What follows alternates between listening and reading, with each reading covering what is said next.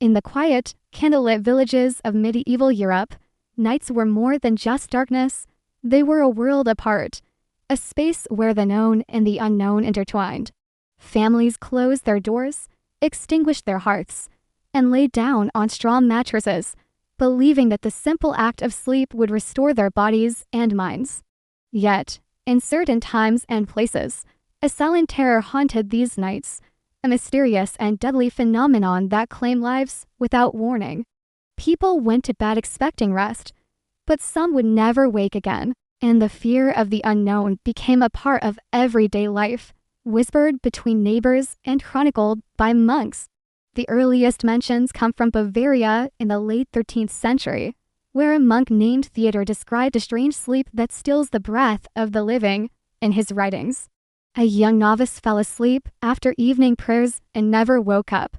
Theodor noted that there were no marks, no signs of struggle, no illness apparent in the body. Other members of the monastery began to fall victim, and soon villagers from nearby towns reported similar events. Within a month, multiple deaths occurred without apparent cause, and the community was gripped by a silent, pervasive dread that filled the air every night. The pattern was unsettling.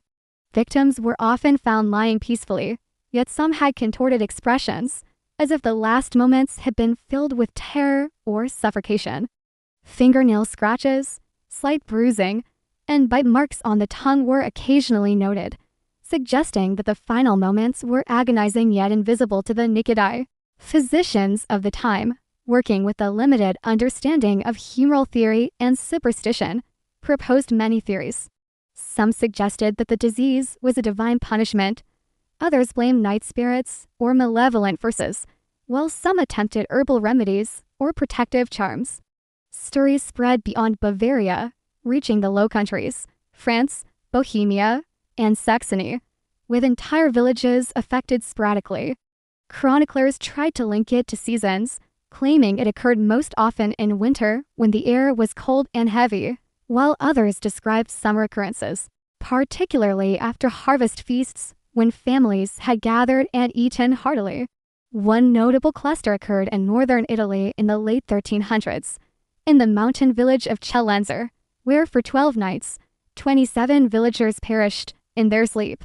They had shared a simple meal, and all preparations for winter had been completed. Families found their loved ones lying on beds, still and pale, some clutching bed linens or fingers curled tightly as though in fear. Survivors described faint knocking on doors, ducks barking without reason, and a heavy, oppressive presence in the air. Doctors and scholars attempted remedies. Our knives were placed under pillows, herbal concoctions brewed, protective symbols inscribed on walls or tied into hair, and priests blessed rooms and recited prayers through the night. Despite these measures, death came silently and unpredictably. Some victims were middle-aged, strong and healthy. Others were children who had not yet reached puberty.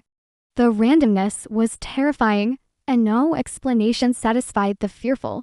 Accounts from the Netherlands during the 15th century describe mercenary groups who camped near marshlands and were found dead in the morning, twisted unnaturally, their faces frozen in silent screams. Chroniclers speculated about marsh gases or poisoning, but these explanations failed to account for the selective nature of the deaths, as not all who slept nearby perished. The unpredictability and invisibility of the disease gave rise to speculation about supernatural forces, from spirits to curses. Medical historians today have proposed several hypotheses.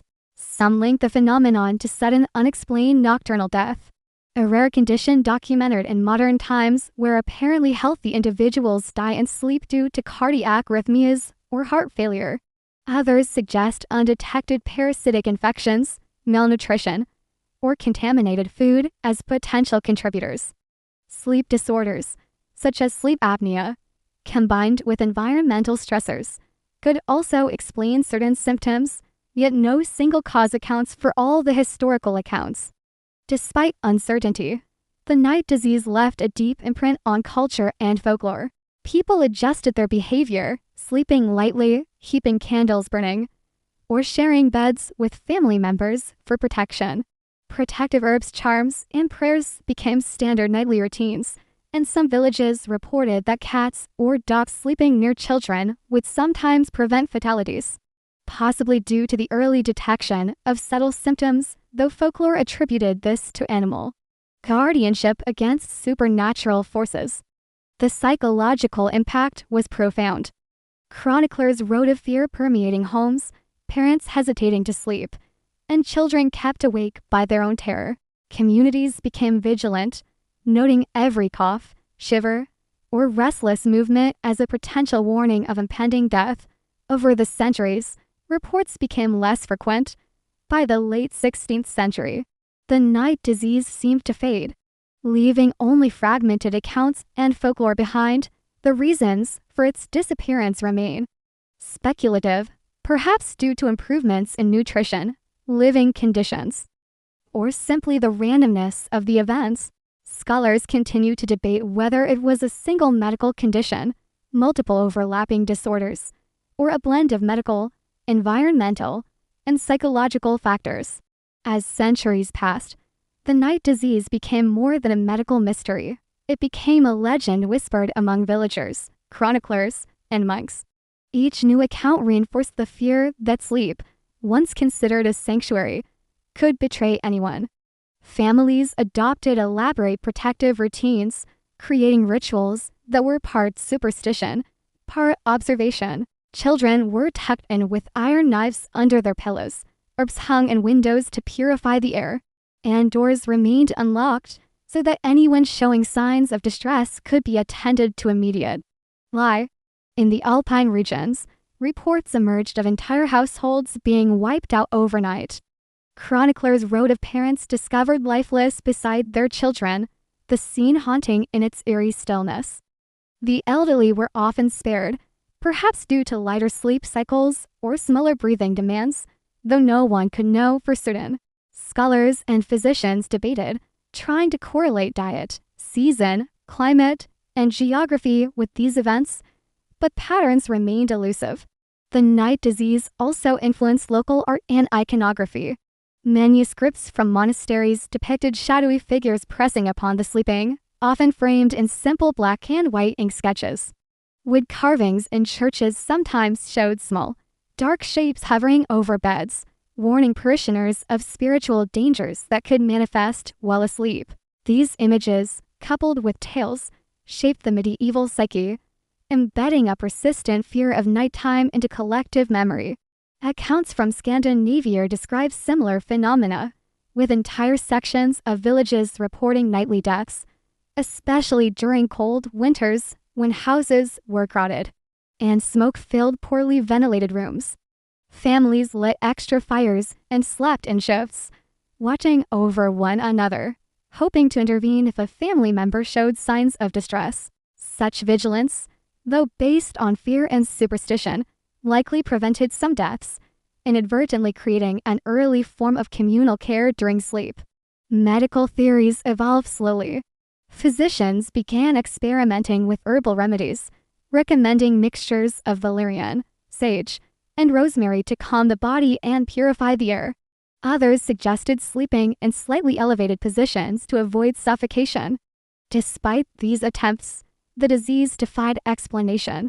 Some physicians documented cases meticulously, noting the time of death, the arrangement of furniture, the diet of victims, and the weather conditions, yet their records offered little clarity.